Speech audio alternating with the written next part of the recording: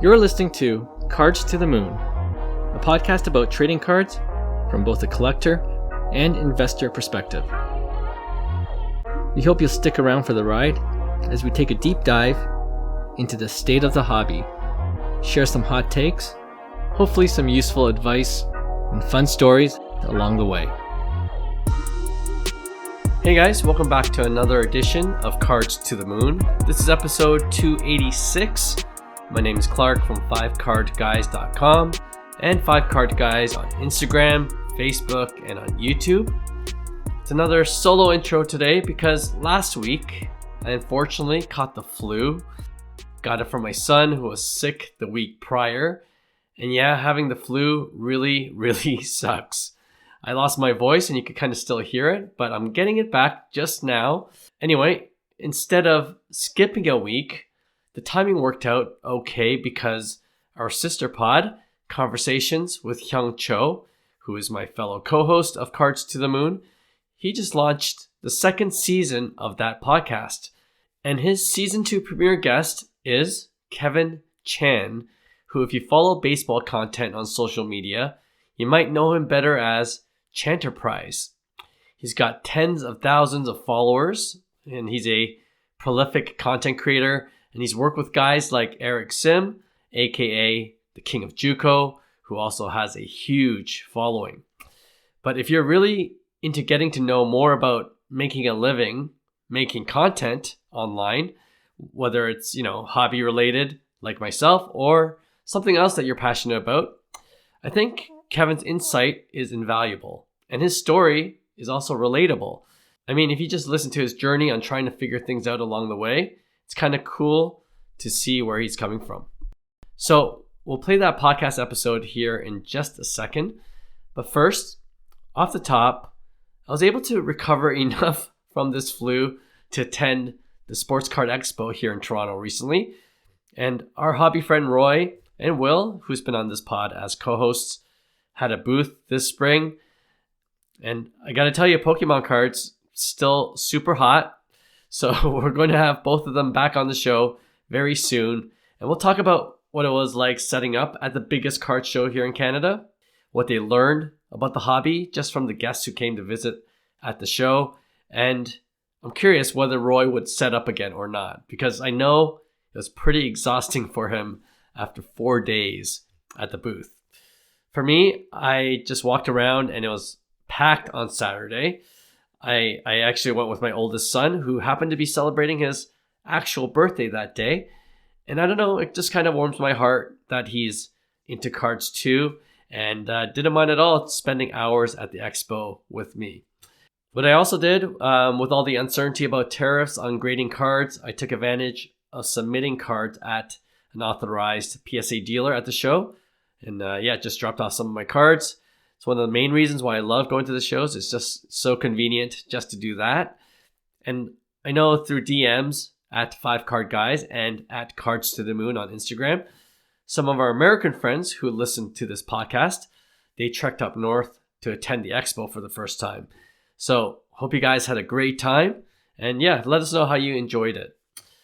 All right, like I said, we'll play the season 2 premiere of Conversations with Hyung Cho right now.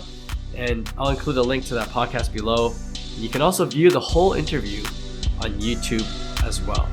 Some big guests are on the show for this season, so make sure you follow and subscribe there. Okay, enjoy the rest of this episode.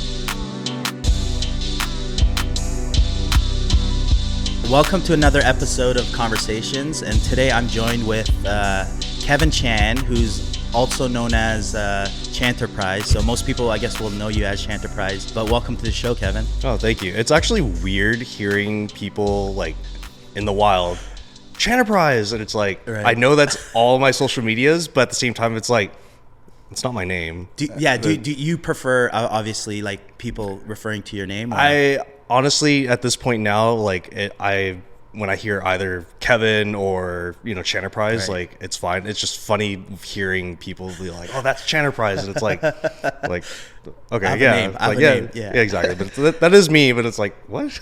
But I guess that stems into kind of like the character you developed online. So I guess that's the first thing that comes up to mind. They're not thinking, oh, this is Kevin. Yeah. Right? I guess I like from a respect perspective, I think the proper way to address people is through their name. But when you're on social media, I guess that's the character or persona that you play. So it kind of comes with the territory, right? So. Yeah, no, for sure. Like because I've worked with different other social media content creators, and like a lot of them will identify with their social media handle, and a lot of times it's because they're like they're creating a character, like they're an actor in a way. Yeah. So Domingo Ayala, that's not his actual name, but everybody knows him as Domingo Ayala. What's his real name? I actually don't know, but he coaches JUCO in like LA. Right. Yeah. Right, and so he's like this regular JUCO coach, but he just has this persona that he plays, and everybody knows him as that. Right. A buddy of mine that I actually did a lot of social media stuff with was Baseballologist. Okay. Yeah. And his name's LA Gamo. Mm-hmm. And so when I first worked with him, he was like, no, I'm going to be known as the Baseballologist. And I'm like, that's fine. But like, when you introduce yourself, like, how do you introduce yourself? And it's like, Baseballologist. Oh, really? And I was like, okay. It's like, and it's like, he's a normal guy. He coaches now, but he also does introduce himself now as LA. And again, I haven't talked to him in a while, so I don't want to speak for him. But it was at first I was like, you're creating a character instead of like being yourself, and like you are, but it's different. And so in my case, like I prefer to be known as Kevin, but at the same time, if people call me Chanterprise because they know my handle is that, then that's fine. So no, and that's kind of where I guess when I reached out to you, I wanted to kind of take the episode because you've done a really good job in terms of creating this. I don't want to call it necessarily character, but it is very popular on social media, and I kind of wanted to go because normally we.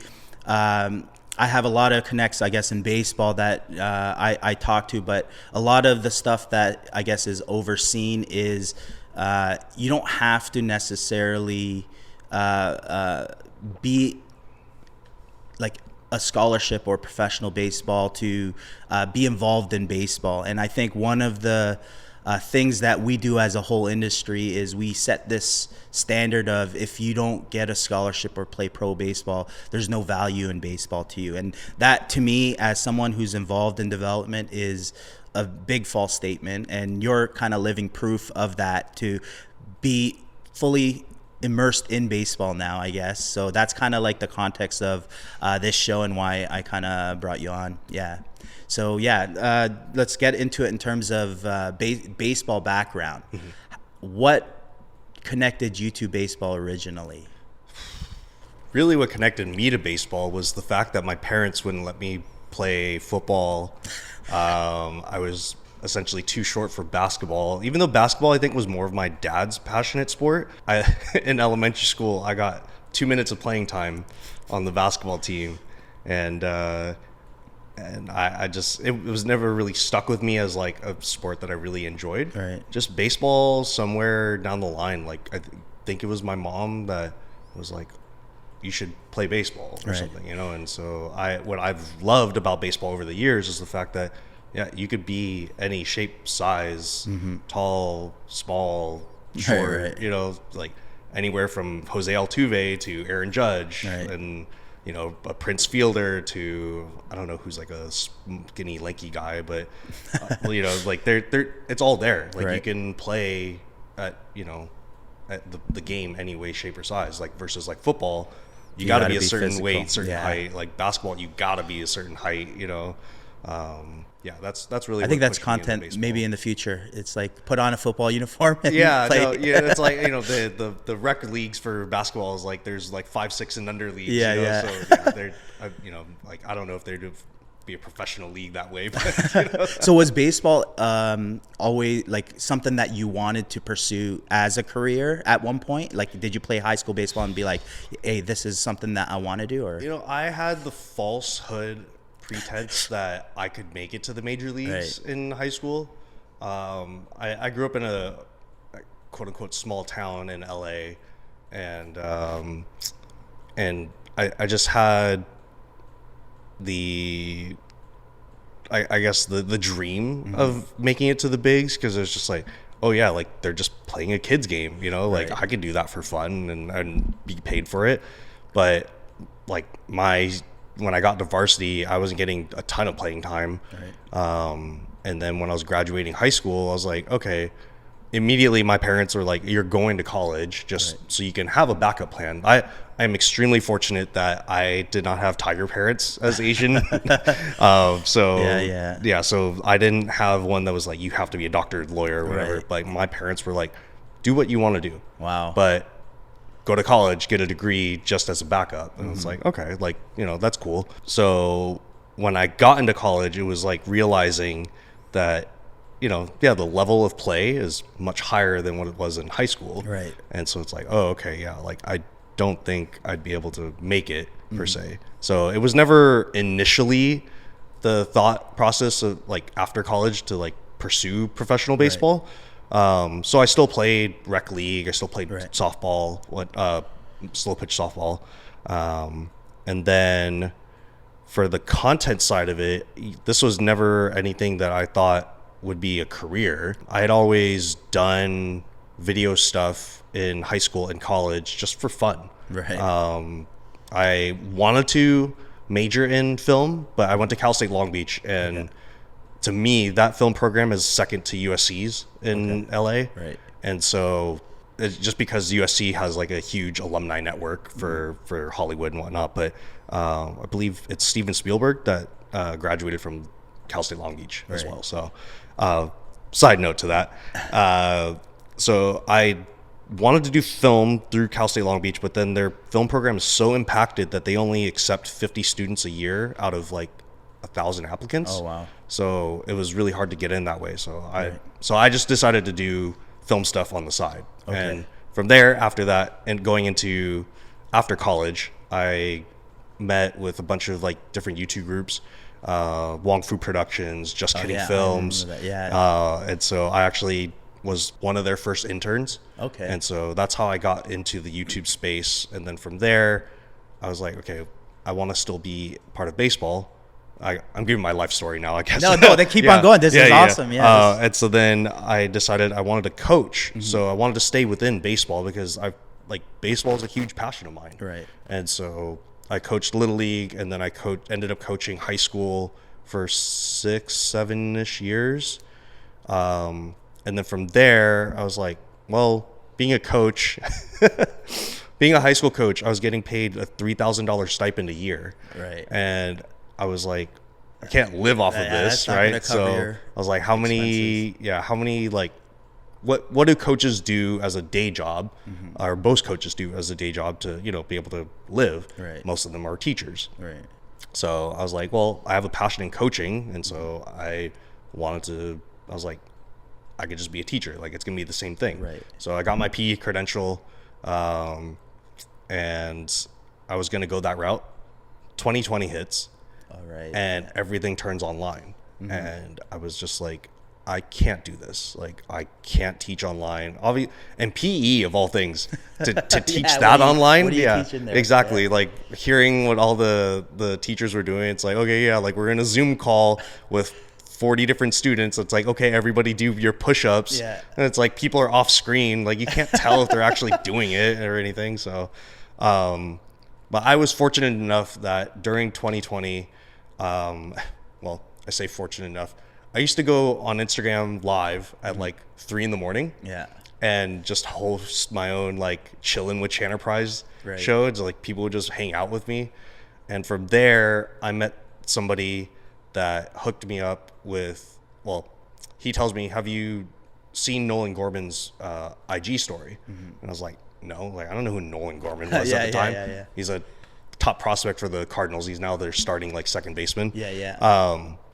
At the time I was like, I don't know who he is. I look at his IG story. It's just like looking for a videographer. And I was like, interesting. Oh. And at this time, did you have like a big following, or was it this was kind of like the verge of? At that time, I was like 3,000 followers, and a lot of people knew me from my YouTube stuff that I was doing. I was doing a lot of like glove review, product review stuff. I still have that on my YouTube channel. I should do some more of it, but But yeah, that's how some people kind of knew me. But then a Right. lot of it was mostly just friends or other the kids I've coached and whatnot that followed me. And then my work with baseballogists, my work with, some other just baseball people. It was never like a big thing I was known as the videographer. Right. So so I contacted Nolan Gorman, and then very next day he's like, "Can you come out tomorrow?" And I'm in LA at the time, right? It's like middle of pandemic, and it's like, yeah, sure, I'm not doing anything. Right. So I drove out to Phoenix where he was, and because there was no minor leagues, him and a group of guys were just actually, it was crazy because that group was a bunch of top prospects as well, with Matthew Liberatore. Yeah. Big lefty. God, yeah. I'm trying to think of who else was over there right now. But anyways, that was the original group I had, and they were just filming live AB, or they were not filming, but they were doing live ABs against each other. And so I was like, show up. I was like, what do you guys want me to do? They're like, I don't know, just mic us up and film. Like, okay.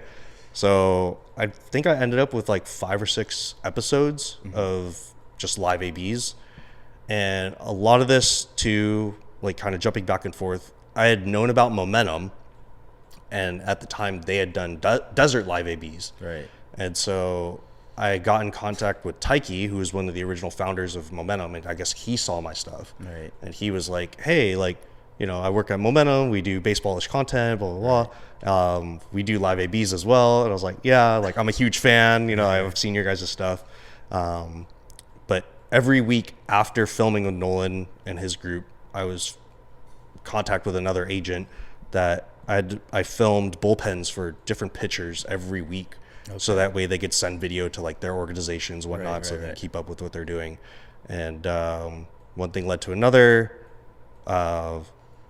Beginning of 21, I met up with Nolan Gorman again, and that's where I met Eric, because they were doing something at Driveline.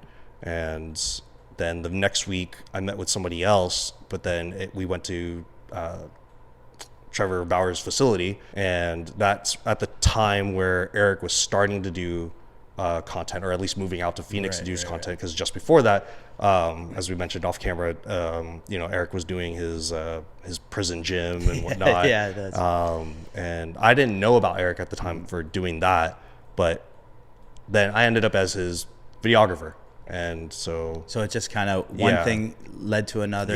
And it seemed like that time when you put yourself out there, when you didn't think that anybody was really like seeing, because it looked like you had a good following but not massive following, but you just went on live because you just did, and then one person seen it, they recommended something, you jumped on it, and then it just kept on snowballing from there. Pretty much. I've been very fortunate with every job that I've had. I've never had to submit a resume. It's always just been who I knew. And so I always tell people, like, it's all about who you know, not what you know.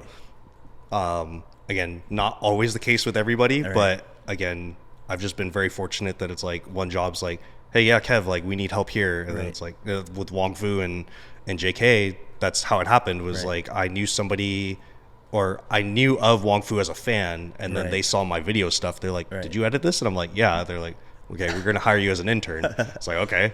And then, like I said, for everything I've done, even up to Momentum, was like, Eric sees me videoing, and he's like, hey, I need a videographer. I need an editor. And I was like, okay. So it seemed like value, obviously. You had a lot of value to give, something that was not being fulfilled, I guess, in the baseball scene at the time, right? Yeah, like what was, I think, unique about my position, and it's not really that unique per se, but I had a baseball background, right? So I had a passion for video too.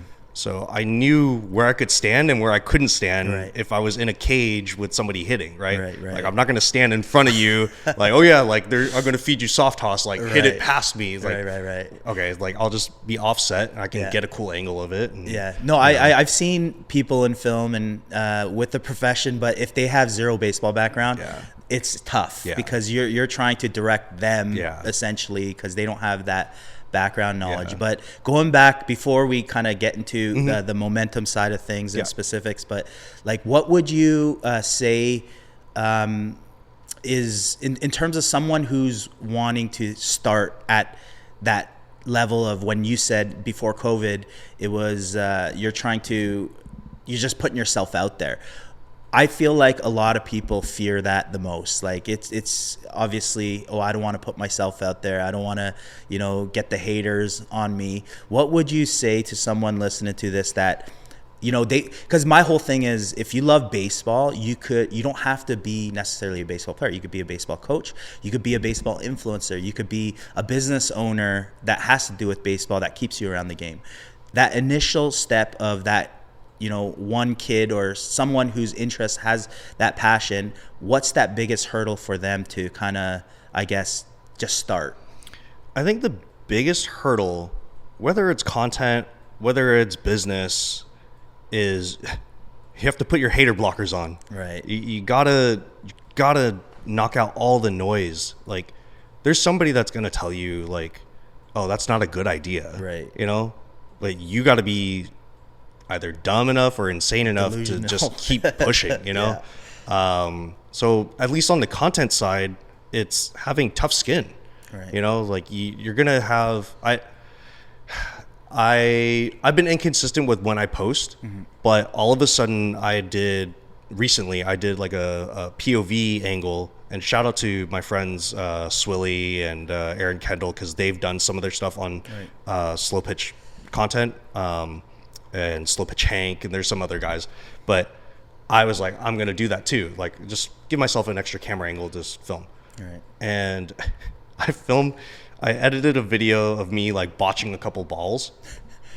And the video has 3 million views right now. Crazy. And it shot up my following like 15,000 people. Wow. Just within the last like 2 months. Right. Just and like, that wasn't something that you were like, oh, this thing's going to get 3-4 million views. Exactly. Because every time that I upload, like, I have fans and friends that watch my stuff, and they're like, that's really funny.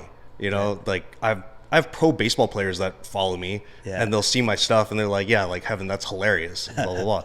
But all of a sudden, because it got out to the general public now, all the comments coming in are so negative. You suck. You have a noodle arm.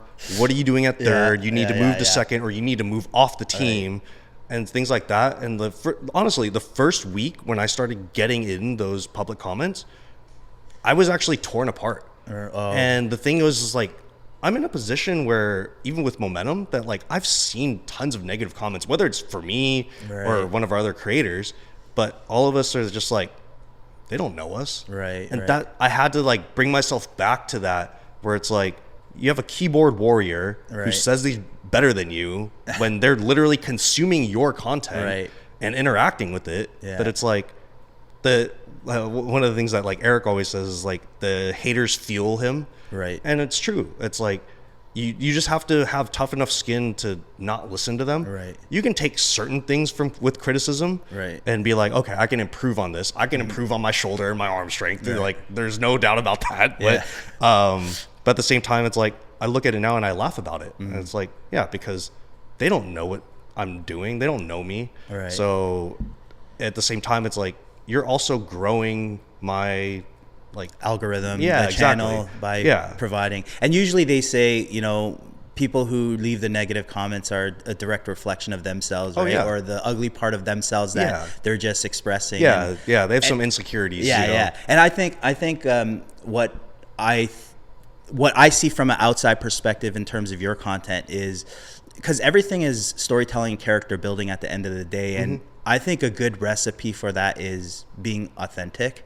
Because if you're authentic and truly believe in that vision, or whatever your high level reason is to kind of pursue that, you create that content based on that lens, not, are people gonna like this or not, right? And I think that's a bad recipe for a lot of people. They try to make content for like other people's fulfillment and what they say, right? So kind of going back to the first question was, it's like, what is the biggest hurdle? And so it's definitely blocking out the haters and getting rid of and ignoring all the negative comments, but do something you're passionate about. Right. Do something you enjoy.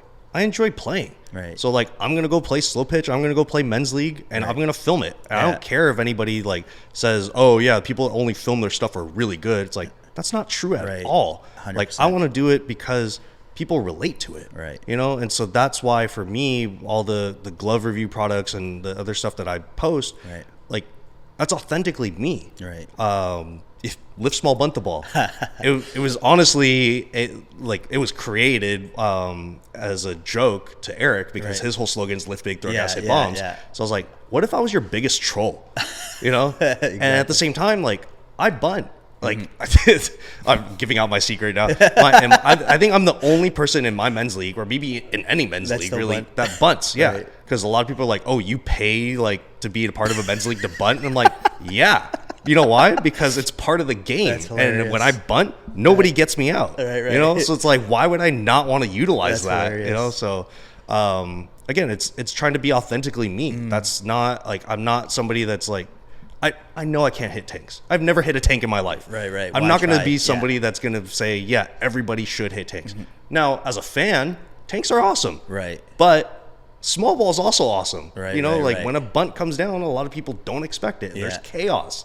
Like, that's just part of the game. And again, that's what I want to like promote that. Right. So, but I'm also not trying to tell people that I'm something I'm not either, you know? So that's the other part of it of, again, it's like, what is the biggest hurdle is, I think it's those two things, is ignore the haters, but be you and be authentically you. I love it. And at the same time, a lot of people aren't made for content. Right. So you kind of do have to develop a character to, you know, be outlandish. But that's where a lot of people, I think, get insecure because they're like, oh, I don't want to say that or do this because, like, you know, I don't want other people to judge me for it. Right. It's like, again, that's where you have to ignore it. And it's like, it's for content.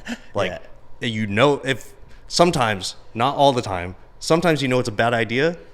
Sometimes it makes good content. Right. You know? Exactly. So, yeah. You just never know, too. Yeah. Just like you're saying, you don't know what video is going to take off. You just put it out there because you feel like it's good value to the community or whatever it is, right? No, the other video that I posted, I played in my alumni game, and I'm at second base.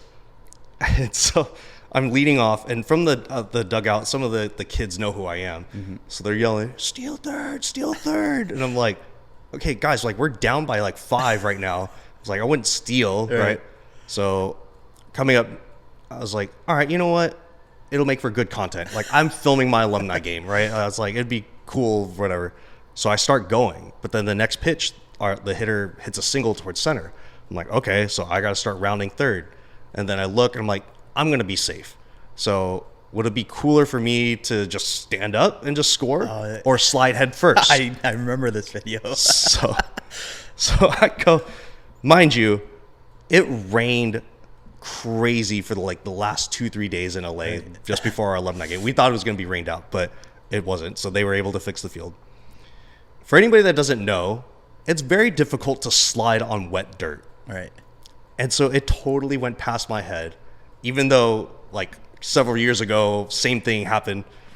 I went to go slide head first. As soon as I put my hand down, it just stuck. Right. Like normally when you slide head first, your hand glides. Yeah. It stuck. So then as soon as I went, I scorpioned into home plate. That's awesome. And at the same time, again, it's like I have a ton of people like, why did you slide? You didn't have to slide. Right. It's like, that's the exact reason why I slid is because I didn't have to. It was I wanted to make it look cool, but not only did I try to make it look cool, I freaking scorpioned. I didn't plan for that, you know. So there's a lot of times where it's just like, okay, I'll make something look cool, but then it's either gonna turn out better than I thought, you know. So let's move on to the momentum side, and I guess your current role with momentum, because I feel like a lot of people see you as a character, but they don't realize how much involved you are in the back scenes, because obviously you have guys like Trevor Bauer and Eric Sim kind of like being very recognizable, I guess, in the public eye. What is your role with momentum currently? Currently, my role is director of operations. Okay. Recently just got promoted. Nice. Before it was my business card. What my business card before was content creator. Now, my role at Momentum wasn't the same as a content creator as Marika, Ethan, Austin, Damian, Eric. Trevor. But I was essentially videographer / editor. That's kind of what I was known for the last, however many years I've been there. Last season, I was very fortunate enough to be Trevor's videographer for 6 months in Mexico. Yeah. So that in and of itself was a hell of an experience because, again, I didn't play past high school. And so to be able to have full access to a big league clubhouse and be able to be in the dugout and the locker room with all these big league guys, that's a side story. That it was just awesome. But yeah, so my first job was being an editor / videographer for Momentum. And every now and then, if we needed to, I would just be in content. And again, that's where I built more of Live Small Bet the Ball, because it was I could be Eric's antagonist. He's all about doing big things, making concrete, homemade gear or whatever, versus I wanted to have a blend of, well, really it was, it's not a character of trying to make something up in a way. Well, I guess I was making something up, but of developing any of my homemade stuff, because it was okay, what would I do? It wasn't oh yeah, Kevin, you have to make your character has to do this every single time. It's no, again, it's just authentically who I am. I'm okay, I wanted to build homemade running or homemade cleats. Actually no, homemade helmet was a better example. Everybody tried to use an actual helmet, hard hat in their build, but it was you guys are kind of cheating because it's actually a helmet. So I told myself, okay, how can I get by that, without using an actual helmet? So I just used the inside of a hard hat, which is the custom fit, whatever, for it. You crank it in the back, strap it, and I just put foam or kids playmat foam and duct tape, and I was yeah, this is what I'm gonna do. And a lot of people kind of resonate with it in a way. It's that's something I could actually make. But anyways, yeah, that's what I do at Momentum. Was a videographer, editor. Now I do a lot more behind the scenes, making sure scheduling, who's doing what, when are we doing stuff, making sure that it gets filmed, speaking with our sponsors, making sure that we have the right videos that are going to go out and whatnot. So yeah. What is it like? I guess you mentioned Trevor Bauer, obviously massive name. I guess part of your role now, you're surrounded by professional players, ex-pro players, other, content creators. How do you handle all that? Is it something surreal for you, or is it something I'm used to it by now, where it's just another big leaguer coming in? Definitely the first couple of years, I probably fanboyed. Even before Momentum, I remember there was a time, and I'm sure I could talk about this now, is when I was working with Baseballogists, we went to the Easton facility in SoCal, and it just so happened that Ryan Braun, Trevor Plouffe, there was one other person that walked in to their facility just to hit. And I remember nudging at Gamo, and I was just dude, do you know who that is? He's yeah. I'm but that's them, With Momentum, it's died. I wouldn't say it's died down a little bit, but there's certain people that walk in, and I'm oh my God, those people are in this facility right now. The biggest one for me was Eric Gagne. Eric Gagne would come to our facility every now and then. He still does from time to time.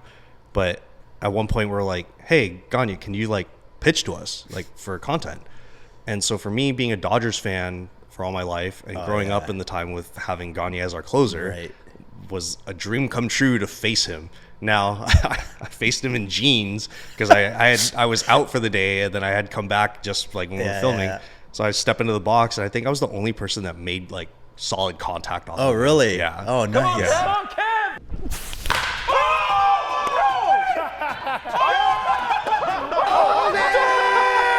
So that was a mind-blowing experience in and of itself. But yeah, having different pros, come through our facility. And it's not like I'm nonchalant about it, and it's not like, oh yeah, that's just, that's just Trevor. Well, Right. like there's a lot of times where like deep down I'm like, Right. That's so-and-so, Yeah. like that's somebody that's going to win MVP this year. Right. So, And I think it's the passion for baseball, because if you're not a baseball fan, you would never fanboy off anybody, because it's only because you see them on TV and you've grown up seeing all these major leaguers on TV, and now you're actually interacting with them. You provide value on the other side. And I think that's the biggest thing. What I see from, I guess, the baseball media industry or marketing industry is there's a lot of good content that could be out there, but there's not. It's that communication, that barrier of how do we communicate this content to kind of like the audience or the end user that makes it enjoyable, And so I think as a creator, what is something that you guys, I guess, focus on to tie that communication side to the audience? Yeah, really, that was I would say the original idea of Momentum, and that was the original idea of why I wanted to join Momentum, was we wanted to give the people something that MLB didn't provide. Right.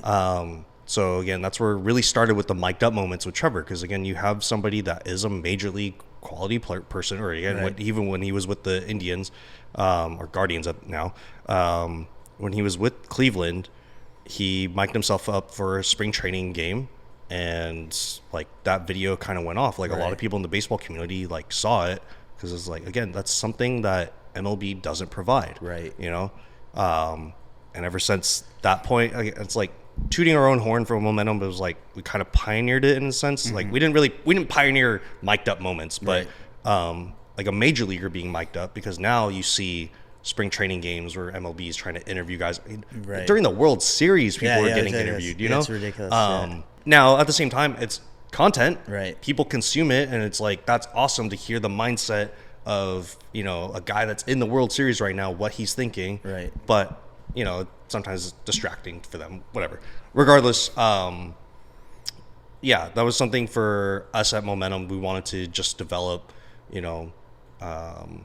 fun baseball content, Right. so that people could consume, because it's either relatable or it's just outlandish. It's YouTube content, like we can do this. We can, which is what people want to see, though, because I feel like what we're used to, because we grew up in watching MLB, and it's all the big channels, and that's all you got. Whatever they shown on TV, that's what you're getting. But baseball's so much more than that. There's so many different avenues that people aren't even talking about, mentioning, and I think that field in itself is still like, untapped, right? For sure. A lot of that has to do with, I think, you have, again, like I'd say our generation. I'm 36 now.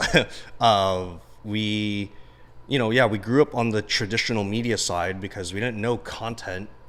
Social media content never existed. Right. So we don't, like a lot of people now, I think you have a lot of the youth that are starting to consume the social media content that are, I think, becoming more comfortable. Right. So you have a lot of the major league, we're in this transition period right now, where you have a lot of guys, Mike Trout, for example, he's essentially was or is supposed to be the face of baseball. Now, Shohei Ohtani really is. Right. But, Mike Trout wasn't comfortable really with like making content or, doing stuff in that way to be the face of baseball. Right. Now, there's a lot of even big league players that we try to work with, and they're about consuming the content. They're not about making content, right? Because they're just not comfortable in front of camera. Like that's just not who they are. So it takes a little bit of what I said before, a little bit of degaffness. You really can't care. Like you just have to just do it for the fun of it, really. But yeah, there's a lot of times where you have people.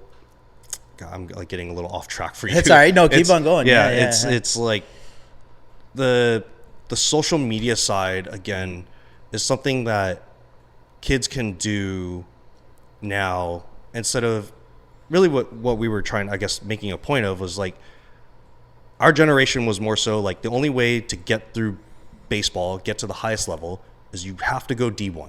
Right. You have to do D1. That's nothing else. If you don't do D1 baseball, you're not going to be in baseball. But there's people that get drafted out of high school. You know, it's like, besides the point, there's now so much more, and sometimes even better competition. Division 2, Division 3, NIAA, IA. Yeah. NA.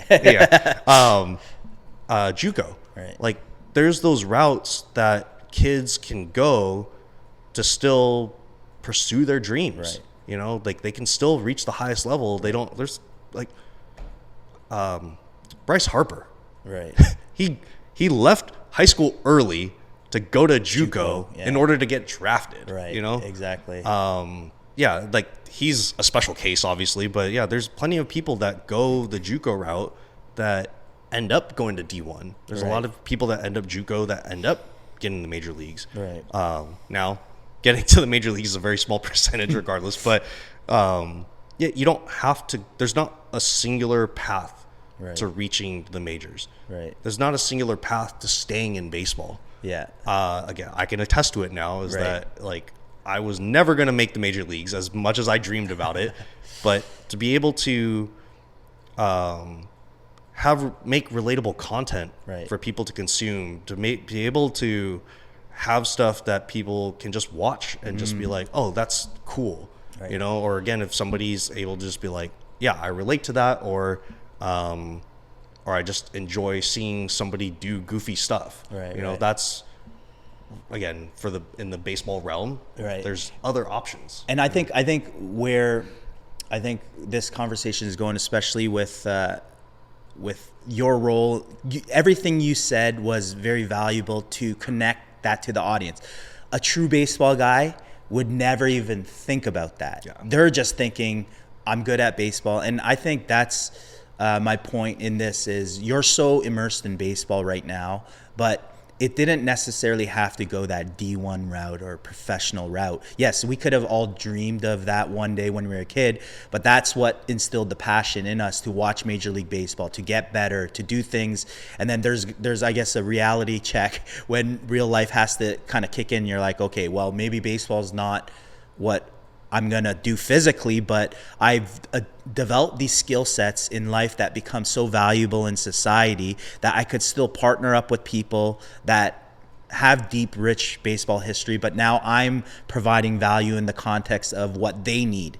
And I think that's where I don't want to send the message of limiting people, saying baseball is all about playing and you could only get out of baseball through playing, right? And to me, I think that's the false narrative that we as a whole generation, industry, I want to call it, travel ball, you call it, we talk about launch angles, exit velos, and we always say those are all important because, you know, at the highest level in Major League Baseball, they're trying to provide the most optimal way of the speed of the game. And as you go up levels, that's the only thing that changes. When you play men's league or compared to pro ball, it's just the speed of the game. The game doesn't really change, right? Yeah. So I think my biggest thing is encouraging people that love baseball, that have a passion for baseball, not necessarily have to go and play baseball and define themselves as baseball. And you're kind of a testament to that, right? So, yeah, in terms of partnerships, like what do you see value in terms of, I guess, what you bring to the table compared to, like, let's just say, like Trevor Bauer, who's looking for someone to complement what he has to offer, right? Mm-hmm. So I'm assuming that partnership is why Trevor brought you to Mexico, why Trevor, you know, promoted you, for instance. Yeah, I think the partnership for going with Trevor to Mexico had to do more with my background as like being able to handle a camera and be able to edit. Right. You know, that was more so for that. But maybe also, you know, being able to relate and know what to do in a situation of being in the dugout. You know, what is the dugout etiquette? What is the clubhouse etiquette? You know, like I think, you know, having a baseball background helped me with that. For sure. But as far as, yeah, like the relationship or even the relatability for content, you know, you have Trevor who's like, people consume his content because he's a big league guy. Right. but the way he thinks, the way he analyzes certain things.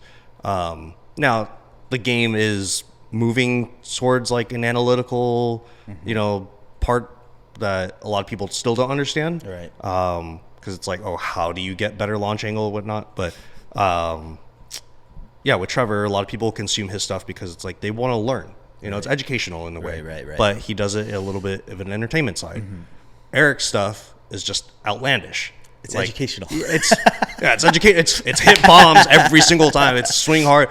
To be honest, like the last couple of times I've taken swings in my men's league, it's just my mindset has just been like, just swing hard just in case you hit it. And really, it should be that, because every time I've done that, I've hit like hard hits. But then momentum is a little bit of balance, because we have different content creators with Marika, Austin, Damian, Ethan, that they bring different things to the table. Like Marika was one of the first female college baseball players, so she has that experience. Again, like Damian hits 118 off off a tee. That's crazy. It's just he's just a super freak athlete. Austin brings like a side of catching that none of us really can do.